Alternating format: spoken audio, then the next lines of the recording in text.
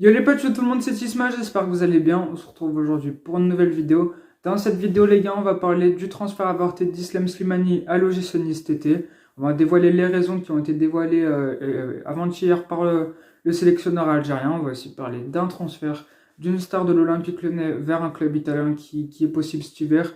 Enfin, ouais, je vous en parlerai après. On va aussi parler de la préparation du match OL Monaco, que je n'aurai pas le score parce que je tourne le samedi après-midi. Ouais, le match c'est samedi soir.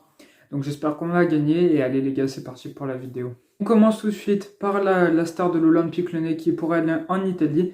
Cette star, on en avait déjà parlé, c'est Jason Denayer, le défenseur de l'Olympique Lyonnais, qui est en fin de contrat à la fin de l'année, pourrait rejoindre l'AC Milan. Il penche un vrai intérêt pour le club italien. Pourquoi pas le voir du côté de l'AC Milan, mais je préférais vraiment car c'est un très bon joueur, un défenseur très rapide qui reste à l'Olympique Lyonnais, ce serait bien. Il y a la prolongation qui est envisagée. Il a envie de rester à l'Olympique Lyonnais. Pour l'instant, il n'y a pas eu d'accord trouvé. Moi, j'espère que ça va se faire. J'ai confiance en ce dossier. Jean-Michel Aulas-Djouni et même Peter pourront trouver un accord sur ce sujet avec Jason Denayer et son agent pour l'éviter de rejoindre l'AC Milan. Il se sent bien à Lyon. Il a envie de continuer à jouer pour le club. Et du coup, voilà pour ce transfert de star. Moi, j'espère qu'il va rester. Et les gars, vous savez ce qu'il vous reste à faire. Dire dans les commentaires si vous voulez qu'il reste ou si vous voulez qu'il parte. Dans ce cas-là, qui serait pour le remplacer? Il y a des défenseurs assez jeunes à la place, mais pourquoi pas recruter un autre défenseur? Moi, je veux qu'il reste en tout cas. Ensuite, on va parler du dossier Islam Slimani, donc le joueur algérien qui aurait pu, qui même aurait dû rejoindre l'OGC Nice avec Galtier cet été. La raison pour l'avortement, parce que tout était fait, hein. Franchement, on pensait pas que ça allait avorter. Et finalement, si, ça a été avorté. Voilà les raisons. Le GC Nice voulait un attaquant qui mette de côté sa sélection pour le club. C'est ce qu'a fait Andy Delors quand il a rejoint Nice. Et le sélectionneur n'est vraiment pas content. Il a dit lors d'une interview, le sélectionneur algérien a dit c'est bien pour Islam. Islam devait rejoindre le GC Nice. Les discussions, c'était officiel qu'il y en avait. Mais il ne les a pas rejoints car il a demandé de mettre sa sélection de côté. Il a donc tout de suite refusé, reste à l'Olympique Lyonnais qui lui a permis de rester avec sa sélection. Il a même précisé ça en dit long sur Islam et ça en dit long sur Andy Delors qui a mis de côté sa sélection pour l'OGC Nice.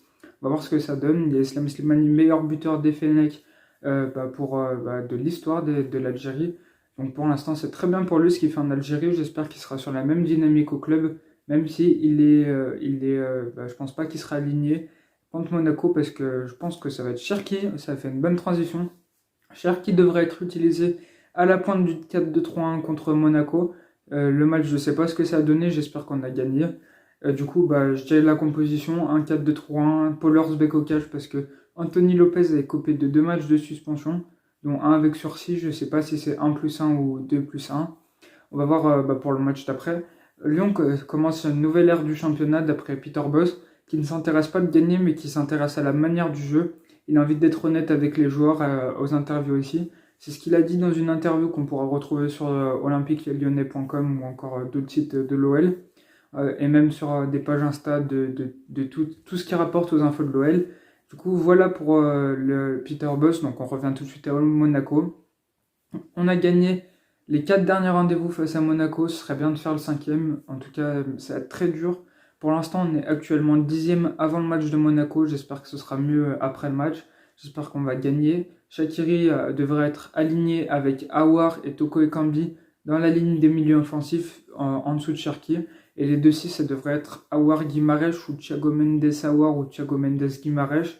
Paqueta qui était du voyage avec le Brésil, donc contre l'Uruguay, contre cette nation-là, voulait à tout prix jouer contre Monaco, donc il sera dans le groupe, même si son dernier match c'était il y a 2-3 jours avec le Brésil. C'est un super héros cet homme et je sais pas comment il fait pour jouer autant de matchs, et sachant que le championnat est loin d'être joué. On est qu'en octobre, ça va être compliqué. Il reste toute la fin du championnat et la partie avril-mai, ça va être très dur pour lui. J'espère quand même qu'il sera au niveau qu'il a actuellement. Paqueta qui pourrait être élu joueur du mois de septembre. On va voir ce que ça donne du côté de la Ligue.